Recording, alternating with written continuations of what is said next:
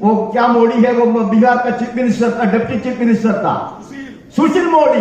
वो पार्लियामेंट में हाथ जोड़ के देश को अपील कर रहा है, हम हाथ जोड़ के अपील कर रहा हूं, ओपीएस को वापस मत लेके आओ। He is getting shamelessly 4 pension, MP का पेंशन, एमएलए का pension. So how can we tolerate this, comrade? We are all government employees. हमारा तो 24 आवर्स हमको गवर्नमेंट एम्प्लॉय बोलता है, इसीलिए हम कोई प्राइवेट काम नहीं कर सकता।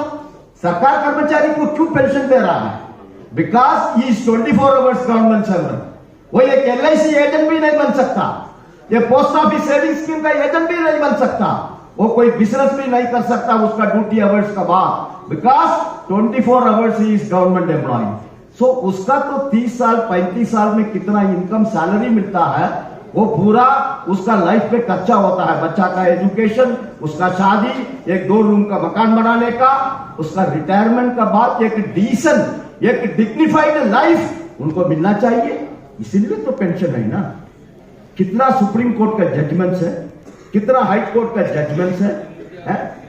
Supreme court has clearly told pension is a right. Article 21 के अनुसार right to life is a fundamental right. अब बिना पेंशन एक रिटायर्ड सरकार कर्मचारी कैसे रहेगा इस दुनिया में? So it is a fundamental right for him, it is a deferred wages, it is a property under article 300A। ये सब हाई कोर्ट सुप्रीम कोर्ट का जजमेंट है। इतना होने के बाद भी सरकार कर्मचारी का ऊपर इतना अटैक है, बाकी सबको कुछ भी मिलेगा, उसके लिए कोई क्रिटिसिज्म नहीं है। पिछले 6 साल 11,17,883 करोड़ कारपोरेट हाउसेस का, बिजनेस हाउसेस का लोन ये सरकार ने रिटर्न ऑफ किया। उसके लिए कोई प्रॉब्लम नहीं है, कोई मीडिया लिखता नहीं है, नीति आयोग का कोई उसका वाइस प्रेसिडेंट, प्रेसिडेंट कोई भी कुछ बोलता नहीं है। Only when the government employees pension comes, all this criticism, all this attacks are coming. Therefore comrades, ये एक शुरुआत है। 18 इयर्स में हम लोग अलग अलग फाइट कर रहा था। In fact all India defence employees federation पिछले सितंबर में 5000 एनपीएस कर्मचारी को जंतर मंतर में ऑर्गेनाइज किया। मिश्रा जी भी आके उधर संबोधित किया। So we were not doing of our own, state government employees उसका करता था। लेकिन अभी एनजेसीए का नेतृत्व में, एनजेसीए का बैनर में देश का कितना भी गवर्नमेंट एम्प्लॉइज का संगठन है, सबको एक मंच पे लेके आके एक फोरम, हम miss this opportunity. This is the right time because 24 this government has to go for election, it has to go for a mandate. More than 10 crore people are in and around the government employees. Government employees खुद सभी state government, autonomous body, panchayat, municipality, teachers सब मिलके कम से कम 5 करोड़ का ऊपर है।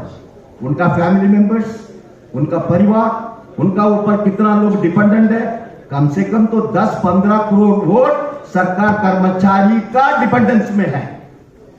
Democracy में ballot paper is the strongest weapon, comrades. So we have to use that weapon and we have to tell this government, as everybody has told here, if you are not going to restore back the old pension scheme, then we will not vote for you. आपको निकालने का काम हम करेंगे। ठीक है, हम सरकार कर्मचारी है, हमारा ये डायरेक्ट पॉलिटिक्स नहीं है, लेकिन बैलेट पेपर हमारा हाथ में है। उस बैलेट पेपर को पूरा हम यूटिलाइज करेंगे। ये मैसेज इस कन्वेंशन का नाते उनको पहुंचना पड़ेगा। हम लोग इस डिक्लेरेशन को पूरा अडॉप्ट करके, इस कन्वेंशन खत्म होने के बाद इस डिक्लेरेशन को एक एक कर्मचारी का सामने, उसका परिवार का सामने, even to the general public को भी मालूम होना चाहिए हम लोग क्यों एनपीएस को विरोध कर रहा है, हम क्यों ओपीएस को रिस्टोर करने का प्रयास में है। The people should understand, after all we are taking the pension from the tax payers money.